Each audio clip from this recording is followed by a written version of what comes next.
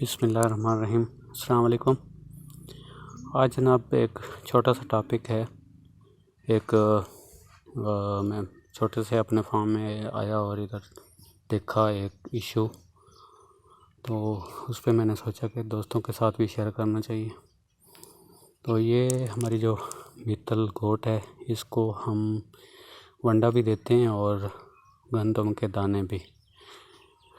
तो ये इसका जब गोबर मैंने देखा तो इसमें अगर आप देखें तो इसके गंदम के दाने बड़े वादे नज़र आ रहे हैं और साथ में वंडे के छोटे छोटे पीसेस भी हैं। इसको ये बड़े जो हैं वो गंदम के दाने और छोटे छोटे जो हैं ये वंडे के पीसेस हैं। वनडे में भी मकई होती है, तो दैट मीन्स कि ये मकई के दाने हैं। और ये दूसरा ये जी, इसमें क्लियर वनडे के जो पीसेस हैं वो नज़र आ रहे हैं। तो ये सोयाबीन मील के तो कम ही होंगे, ये ज़्यादा मकई के ही होंगे, मकई के जो दाने। तो इस पे ये क्यों आया इशू, नॉर्मली मैंने ये पहले नोट नहीं किया, आज देखा तो मैं खुद पहले सोचने पे मजबूर हो गया कि क्या इशू है। तो बाकी हमारे जो जितने जानवर हैं उनमें ये इशू नहीं आ रहा। अगर एक दफ़ा देखा था लेकिन वो बहुत ही मिकदार में ना होने के बराबर थे, लेकिन यहाँ पे ये मिकदार जो है वो बहुत ज़्यादा है। ऐसा लग रहा है कि दाना कोई हज़म ही नहीं किया। सही है, लेकिन यहाँ पे ये दाने जो हैं ये सोक्ड मीन के पानी से भरे हुए हैं। तो इससे तो एक नतीजा ये निकल सकता है कि ये यानी जो सोकिंग हुई है इनकी, ये जानवर के मैदे के अंदर ही हुई है, हमने इसको सोक नहीं किया था। तो यहाँ से हम एक नतीजा कर सकते हैं कि अगर ये पानी में भिगो के दाने 12-14 घंटे के लिए भिगो के फिर थोड़ा हल्का सा खुश्क करके, यानी पानी या डायरेक्ट ही डाल दिए जा सकते हैं। बाज़ दफ़ा डायरेक्ट जानवर खाते नहीं हैं, थोड़ा सा पानी अगर खुश्क कर लिया जाए, यानी कोई 15-20 मिनट उसका, ताकि दाने के ऊपर पानी खुश्क हो जाए तो फिर जानवर खाते हैं। तो उससे भी ये डाइजेस्टिबिलिटी बेहतर हो सकती है। तो यहाँ पे डाइजेस्टिबिलिटी का मसला आया। वो क्यों आया? दो वजूहत। एक तो दाना जो है वो भिगोया नहीं है, और दूसरा जो सबसे मेन इशू है ये एज के लिहाज से भी, क्योंकि ये इसकी एज ज़्यादा है इस पीतल बकरी की। जो दूसरे जानवर हैं या शीप के ले लेते या ये जो बच्चा आ रहा है ये भी खाता है दाने भी और ये वंडा भी, इसका ये इशू नहीं है।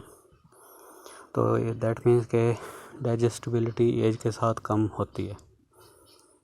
तो यहाँ पे अब जो मुझे प्रॉब्लम फेस करना पड़ रहा है वो ये है कि मैं अब ये वनडे पे या जो दाने पे पैसे लग रहे हैं वो, यानी उनका पैसा इस जानवर के लिए उनका फ़ायदा कम हो रहा है।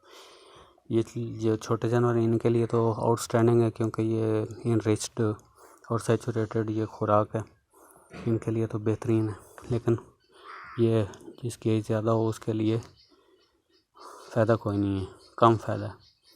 और अब डाइजेस्टिबिलिटी इसने कितनी की है मुझे तो नहीं पता, ये तो मैं तो फिज़िकली देख रहा हूँ, कोई टेस्ट तो नहीं किया मैंने, लेकिन लग रहा है कि ये मेरे ख्याल से कोई 50-60% से ज़्यादा ही इसने निकालें। तो दैट मीन्स कि वो 50-60%, 70%, अगर 80% पे भी वो ज़ाया किए हैं तो वो पैसा ज़ाया है जी।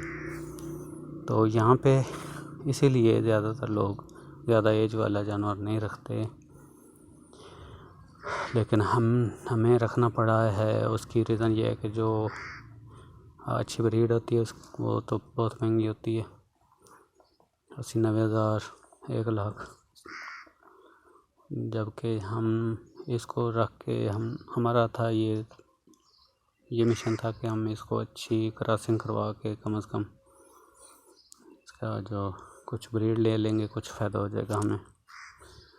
तो तो इस कंडीशन में अब इस तरह के जानवर को फिर चारे पे ही जो है वो अच्छा चारा उस पे ही पालना जो है वो यानी बेनिफिशियल है, ताकि एक्सपेंसेस भी कम हो और फ़ायदा भी हो।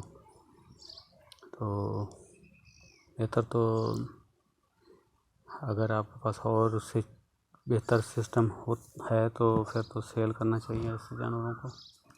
अब लेकिन हम तो इसको रखेंगे तो इसका मुतबादिल ये होगा कि हम इसको चारे पे पालेंगे। तो ये आज का मैसेज था। डाइजेस्टिबिलिटी का इशू वो हमारी अपनी गलती की वजह से भी आया है और कुछ जानवर की एज की वजह से भी। हालांकि वंडा जो होता है वो नॉर्मली ग्राउंडेड है। हाँ, ये हीटेड यानी वो नहीं है, स्टीम नहीं, इसको वनडे को स्टीम नहीं दी हुई, क्योंकि ये पाउडर फॉर्म में है। तो नॉर्मली जो पैलेट वाला होता है उसको स्टीम दी जाती है। तो इसको दैट मीन्स के वनडे को भी स्टीम नहीं मिली हुई, वो भी उबला हुआ नहीं है, ना ही दाने उबले हुए हैं। यानी उबले हुए मीन्स गर्म पानी के साथ या वैसे दूसरे सादा पानी के साथ भी सोकिंग नहीं हुई। तो ये इशू है जी। इसका सलूशन यही है कि इस तरह के जानवर को फिर चारे पे पालना चाहिए। जबकि ये छोटे बच्चे, इनका एक्सीलेंट रिज़ल्ट आ रहा है वनडे पे। और ये बच्चा क्योंकि एज भी इसकी कम है, 50-55 इनका है, तो इसका वेट गेन अभी से 2 kg पर वीक यानी 8 kg पर मंथ के हिसाब से इसका चल रहा है। तो ये जैसे जैसे बड़ा होगा तो वेट गेन इसका बढ़ेगा। क्योंकि अभी क्यों कम है वेट गेन, बाद में क्यों बढ़ेगा, क्योंकि इसकी एज के हिसाब से इसने अपनी जिसामत के हिसाब से वंडा खाना होता है। तो बाद में जैसे जैसे ये इसकी एज ज़्यादा होगी, बड़ा होता जाएगा, तो इसकी जो रिक्वायरमेंट है वो बढ़ेगी और खाने की जो कैपेसिटी है वो बढ़ेगी। और ज़्यादा खाएगा तो जितना खाएगा उतनी कन्वर्जन होगी। तो ये भी आप देखेंगे, इसको 2-3 महीने इसका जो फर्दर एक्सपेरिमेंट इस पर कंटिन्यूस रहना है, कंटिन्यूस। तो इसको भी देखेंगे और शेयर करूँगा जो भी रिज़ल्ट आया।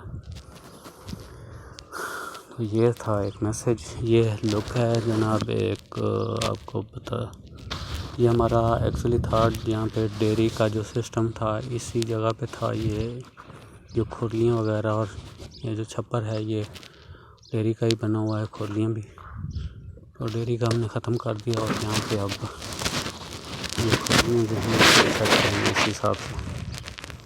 तो ये आज का मैसेज है। बहुत शुक्रिया जी, अल्लाह हाफ़िज़।